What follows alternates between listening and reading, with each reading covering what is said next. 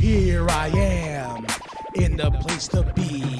Mr. K&B, you can't fuck with me. Extra sexy, extraordinary. Palms are hairy, your mama pop.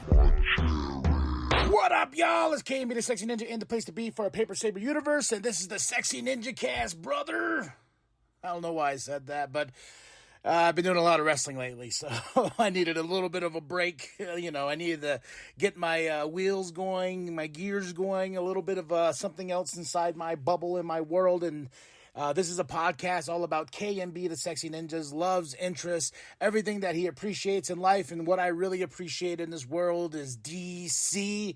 And I know they don't do that great with the movies, but I still love them. And I still love this universe, all the universes, the multiple Earths, I just love DC Comics in general. Like, I like Marvel, but man, DC's always been my bread and butter, my toast, my jam. It's part of my DNA next to Star Wars. I would say those are up. DC's very high up there as somebody who loves comic books and reads nothing but comic books. I'd say my collection is vastly more DC than Marvel, to be really honest. And I just got done watching Justice League Crisis on Infinite Earths Part 1. When this animation was announced, I believe it was a couple years ago, I was like, oh man, you can't contain this story in one movie, And I gotta say, the people who do these animated movies, they should be hired for the big screen stuff, the directors and everything like that, because I literally was in tears at the end of this movie. I know it's only part 1, but that goes to saying, when I said you can't tell this story in one movie. They've done that before with like the death of Superman, when that Superman Doomsday, it was really short and whatnot, hour 20. And I was like, yep, we got the death of Superman and the return of Superman all in this one movie. Then they came back and did it right with a 2-parter. And I owned the deluxe edition that combined both the death of Superman, and the return of Superman. And it's such greatness. And it's like what they did with the Dark Knight and everything like that, man. And it's one of those things. I look at my animation collection and I'm just like, man, these movies mean so much to me, especially in the animation form. And I cannot get enough of these animated movies because they get the core. And The Dark Knight Returns is one of the best animations out there. And I got the deluxe edition of that too as well. So when they announced that they were doing Crisis on Infinite Earths, I was like, there's no freaking way you can do it in one movie, right? And so bada bing, bada boom, they're like, you know what? We're doing it in 3 parts, a trilogy, and my nerd ass got super happy, man. And if you have not read Crisis on Infinite Earths by Marv Wolfman and George Perez, R.I.P. They even do an R.I.P. at the end of the credits of this film and everything like that. And our animation, I'm calling it a goddamn movie, man. I sat here, I should have had some popcorn, man. And this part of the story focuses on Flash, and that's what I like, is like, because it comes down to all the Supergirl's, her sacrifice and everything like that. But I really like the Flash has always been the heart and soul of a lot of these crisis events and flashpoints and stuff like that.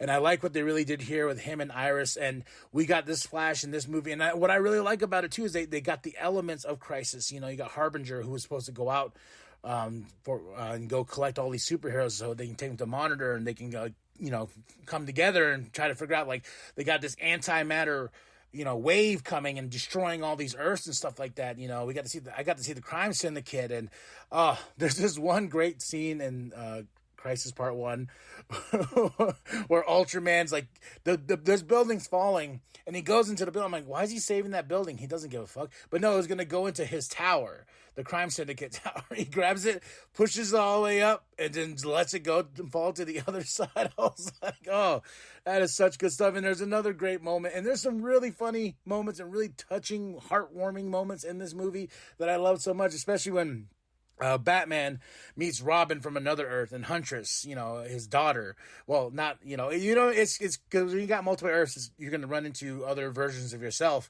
And Robin's like, yeah, my name's Dick Grayson, and you took me in, and I became your partner, and helped you with crime, and blah, blah, blah. And this version, Batman's like, that sounds very irresponsible.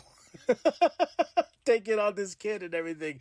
And Barry is the key focus in this story of how they're going to fight the anti-equation, life matter, whatever you want to call it, that's destroying these Earths and stuff like that.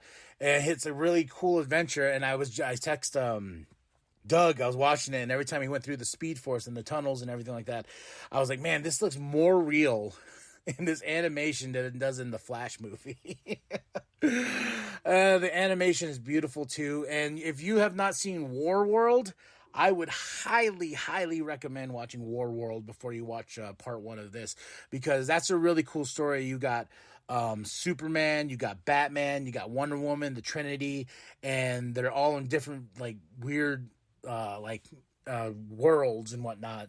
Like Diana's in this cowboy-esque type world, and Clark is in this noir world where he's a cop and whatnot, and Batman's in this savage land type thing, and they have to wake up basically because Martian Manhunter's talking to them, and at the end of that movie you're like, oh, and it just the crisis, Harbinger, you're like, oh shit, and that I'm excited. You can hear it in my voice, man. This is so good. And I gotta give it up, man. And I think if George was, I hope George got to see some bits of this as the process was going and stuff like that. But I cannot not go how crazy this movie was. And this whole is all started with Superman, Man of Tomorrow, and everything like that. I'm looking at the director is Jeff Wamster. I'm sorry if I pronounced his name wrong, but get that man a movie immediately. There's really great stuff with the Mazo, because one of the battles they do, and it's cool because it's if they have all these things that tie together. And I just saw in the trailer 2 for Crisis on Infinite Earths Part 2 is that I saw Batman Beyond. I was like, oh, what? Oh, are you kidding me? We're going to bring that world into this? Oh, man. I was just like, I'm game. And if this is going to be a 3-part bit, sign me up for all of them. I have the physical copy here. I was going to get it on digital, but this comes with digital at first because it came out a couple weeks ago before the physical media hit. But I love physical media. The artwork is beautiful on this cover and everything like that. You got the Flash right in the middle. You got a Mazo. You got Ultraman. You got Martian Manhunter. You got John Stewart, Green Lantern. You got Wonder Woman. You got Vixen and Batman and Green Arrow in the corner and Superwoman and everything like that. It's just a great. I would have this as a tattoo. And my boy Hal Jordan makes a little brief appearance, when they're forming the Justice League, to call out Amazo, because Amazo's destroying all these things and whatnot, and this is all before they get taken all together to where they're showing hey, this is going on, and it's a really cool deep dive into DC, and the reason why Crisis on Infinite Earths even became a thing is because DC itself was yo, we have a lot of things going on. If you look at the history of DC, and there's a really great documentary that's on HBO Max that it's really fun. It dives in a lot of stuff that I already know, but some things that I didn't know, and how they had a lot of things going on. They had several different versions of Batman and Flash and Superman and everything like that. But the point of the story by Marv Wolfman and George Perez was to take all those elements and create this crisis and to combine one Earth, one universe within itself, then basically a redo, a start over, And DC has been doing this for years. I'm looking at the last one was Dark Crisis on Infinite Earths was the biggest one last year when they combined everything like that. And they have Final Crisis where Batman dies in that one by Apocalypse and everything. And you know, it goes on. Like I'm looking, there's so many things in DC's caliber of great storytelling, and I don't know, man. You got to check it out. If you have not read Crisis on Infinite Earths, I highly recommend it. It's really wordy compared to comic books today, which is like more action than actual dialogue and stuff like that. Like back then, you know, it was like, okay, we got to explain in every single detail of what's going on in every single panel. But the story's real smooth, and once you get into the book, it's a fun ride. And this movie just got me from the get-go. And seeing Barry and the sacrifices he has to make, and how he has the ability to basically teleport between Earths, you know, and creating those moments with Iris and hit that relationship and everything like that, and him jumping back and forth, like, you know, when he's old and when they're about to get married, and the formation of the Justice League, and it's just really fun stuff. And there's one where Superman gets beat down by Amazo, and Amazo takes some of his powers, and they take him to Bruce's house, and they're like, hey, he gave us his address. And Bruce is what's funny is, like, as he knock on the door, they're like, at least it's Halloween, and Alfred opens the door, he has a little candy pot, and he's like, it's for you, sir. And Bruce just comes out and nonchalant, like, he looks at Green Arrow, goes, Oliver Queen, Barry Allen. You know, he starts doing and there's another great scene in the cave is Oliver goes, how did you find out my secret identity and everything like that? And he goes, and he just pulls up this little video, and it like implicates gender. He goes, I would have found out your secret identity if you gave me a chance. But if this is just part one, and I'm already feeling like this, and now I want to go see what they did with the CW show. I know the CW show has some really cool stuff with Brandon Roth portraying the Kingdom Come version of Superman. They had a bunch of other great cameos from Smallville and everything. So now I'm interested to see the CW's version of this Crisis on Infinite Earths. And I started this new thing that I have a really bad habit. Once I start something, I cannot not finish it. I have to collect it. I have to get it. And hey, say what's up. Say what's up. Boo. And this is the kiddo. You haven't heard from the kiddo in a while. How are you doing? Good. All right. Say hello to everybody. Hi. Say hi. Wave at them. Wave at their ears, because it's a podcast. Huh? You have anything to tell them? No, I was trying to just scare you with this. Oh, you did scare me a little bit with that. So I love you. I love you too. After this, can we watch Five Nights at Freddy's? We can watch Five Nights at Freddy's. We can put that on. I got an hour before I go to work, right? Yeah. All right. Yeah, but like I said, the animation for DC, they've been doing it up for a while. Justice League War, that was about the origins of the Justice League. That was written by Jeff Johns. They did a really fantastic job with that. That should have been the Justice League movie we should have gotten. You know, there's Injustice. I like the Injustice movie. I really do. I know a lot of people that don't, because they say, oh, the game is so much better and stuff. I'm not a gamer. I really don't play games. I think the only game I've ever really been interested in was the Arkham games, to be honest. I think I only played Arkham City, though. I know I got Arkham Asylum, but comic books and movies, that's where like my focus generally is when it comes to these sort of things. And I was talking about my bad habits. I want to collect all the CW DC shows. I just finished up collecting Supergirl seasons 1 through 6. And it was cool. Season 2, I got the exclusive steelbook for that one too, and I was very excited about it. So that's the next roller coaster I want to get on, and maybe I can break down Supergirl. But the crazy thing is they've done all these weird crossovers, and of course, every single Supergirl, almost every single Supergirl season contains all the episodes with their crossover shows that they've done with, like, DC Legends of Tomorrow, Arrow, The Flash, Black Lightning, and stuff like that. But of course, Crisis on Infinite Earths, it's only the first hour of Crisis on season 6, right? Or season 5. And I was like, son of a bitch. Of course, you got all the other crossovers, but the one I actually want to watch, you do not have. I watched the trailer for it. I'm like, that looks pretty epic, man. And I tried to get into those shows. When Arrow came out, I think I started the first season and then I just stopped. And like a fast forward a couple years later, we saw a Stephen Amell panel because we were going to a Bruce Campbell thing down in Phoenix when it was Phoenix Comic-Con. Now it's Fan Fusion. And Stephen Amell was up there and he's talking and stuff like that. He's like, yeah, and this happens. And he's like, spoilers. And I was like, I think we're going into season 3. And I was like, wait, what? What's going on?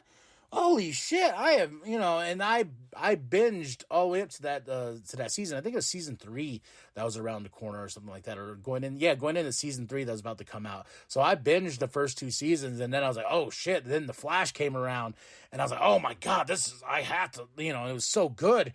And then DC's Legends of Tomorrow, I was like, oh god, life is good right now. They got all these shows, and then of course, life happens, and the kiddo was coming, and I had to basically stop all the TV shows I was watching. I even had this little list of TV shows I had. I'm like, okay, this day this, this day that, this. It's kind of like how I did when I did with pro wrestling. Pro wrestling was still in there, watching for fun and anything like that. But I was addicted to being there for those DC shows on CW, and I caught a little bit of Superman and Lois the first season. I've gone through, I think, half of the first season, and I've really enjoyed what they've done with that show, and I should jump back into that too.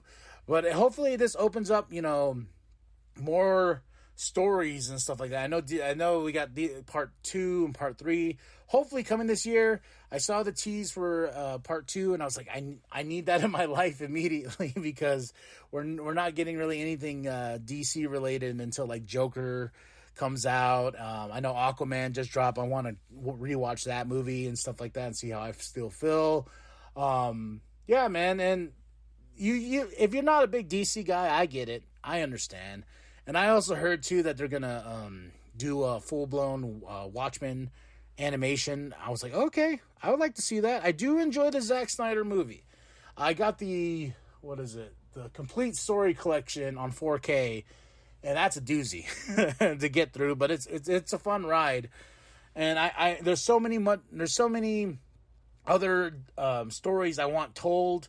I know they did one for Batman and the Teenage Mutant Ninja Turtles. That's really fun. I would love to see a Final Crisis where Superman dies. Oh, Kingdom Come in the animation would be fantastic.